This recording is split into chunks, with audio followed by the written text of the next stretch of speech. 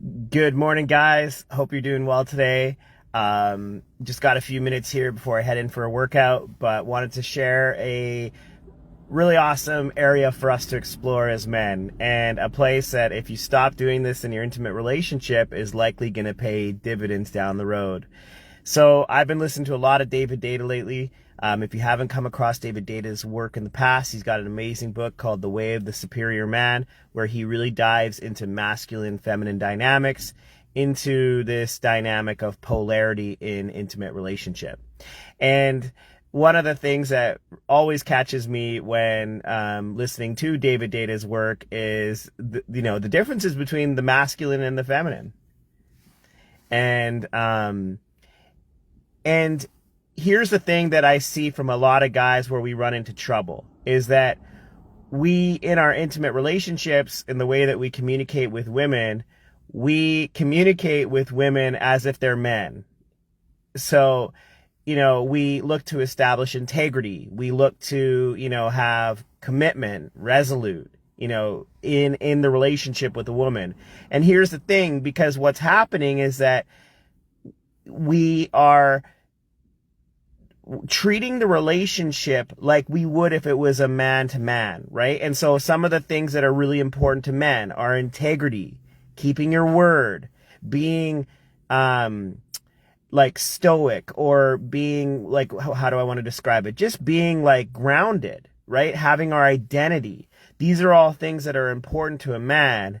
And yet it's no surprise that we want these qualities from our women as well. It's not to say that they're not wanted, but when we communicate from this place, that's where friction's going to be. That's where we're going to run into troubles, because women are not men. And when how David Deida speaks to it is that, if the man is, if you think about those qualities, those characteristics that I was speaking to, if a man is those things, he's really a rock. He's the lighthouse. Whereas women are like the ocean, right? So they can be calm, they can be chaotic. And as the masculine, we need to be the grounded force for the feminine, right? We need to be the guiding force, the presence, as a woman is allowed to be in her expression of love.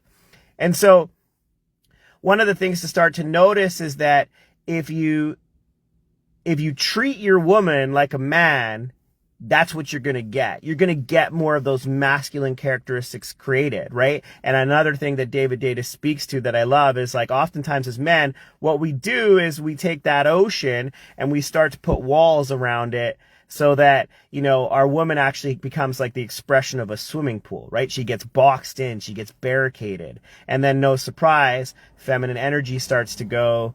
And that feminine expression, just is missing from what we recall in the past.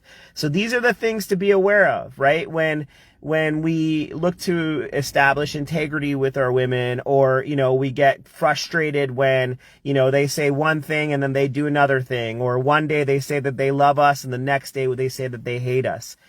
These are all things that as a man, we have to be able to be with. We have to be that grounded presence, that force that can, guide the feminine energy.